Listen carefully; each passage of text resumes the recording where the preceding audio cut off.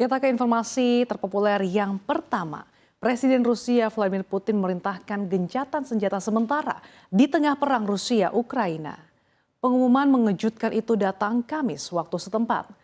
Hal tersebut dilakukan terkait Natal umat Kristen Ortodoks yang dirayakan kedua negara pekan ini dan permintaan khusus pemimpin Ortodoks Rusia Patriarch Kirill. Pengumuman ini juga datang setelah panggilan telepon dilakukan dengan Presiden Turki Recep Tayyip Erdogan yang menekan Putin untuk mengumumkan gencatan senjata sepihak di Ukraina. Erdogan dan Putin telah berbicara berulang kali sejak pasukan Rusia menyerang Ukraina pada bulan Februari lalu. Turki bertindak sebagai mediator bersama PBB untuk membuat kesepakatan yang memungkinkan ekspor biji-bijian dari pelabuhan Ukraina.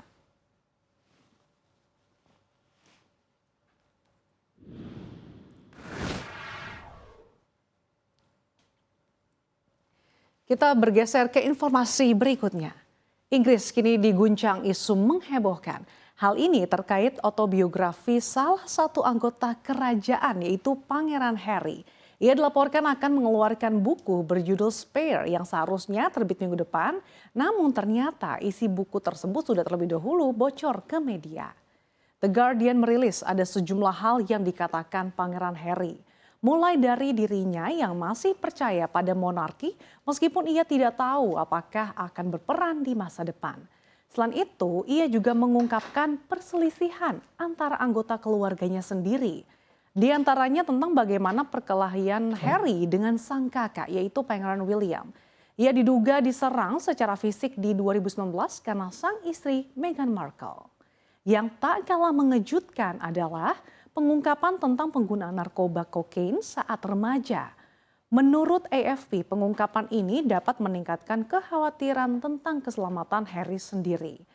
Ia pun sempat menyatakan kekhawatiran tentang penarikan personil keamanan yang melekat padanya setelah pindah ke Amerika Serikat bersama Meghan Markle pada tahun 2020 lalu.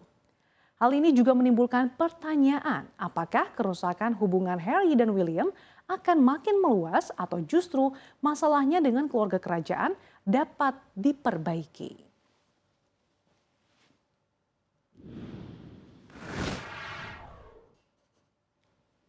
Kita beralih ke informasi domestik. Pertamina akhirnya buka suara terkait maraknya pengusaha-pengusaha SPBU di Indonesia yang menjual SPBU-nya di toko-toko penjualan online. Pada dasarnya pihak Pertamina mengklaim bahwa pihaknya menawarkan berbagai keunggulan sebagai mitra SPBU perusahaan.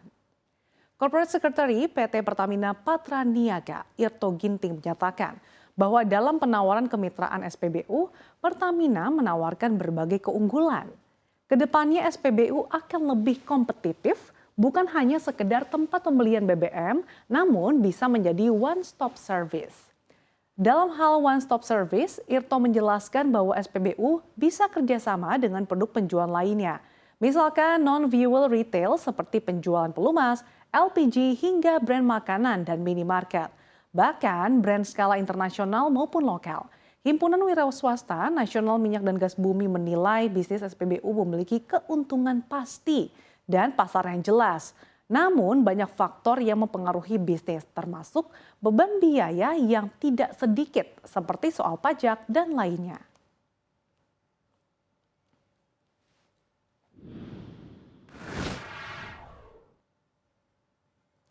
Kita ke informasi yang terakhir.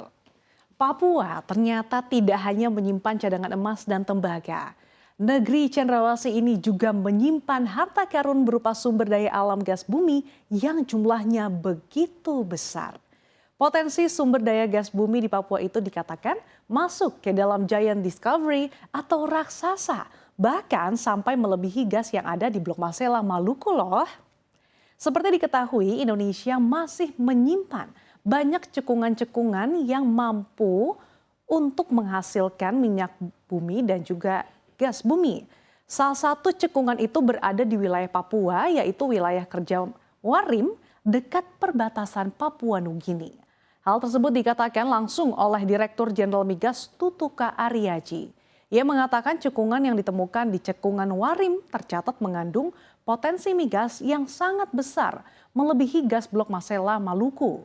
Namun yang menjadi pertimbangan adalah daerah yang memiliki potensi migas yang luar biasa tersebut berdekatan dengan Taman Nasional Lawrence. Sehingga Dirjen Migas Tutuka Ariyaji menyebutkan Kementerian SDM masih menghitung kembali potensi warim ini di luar Taman Nasional tersebut.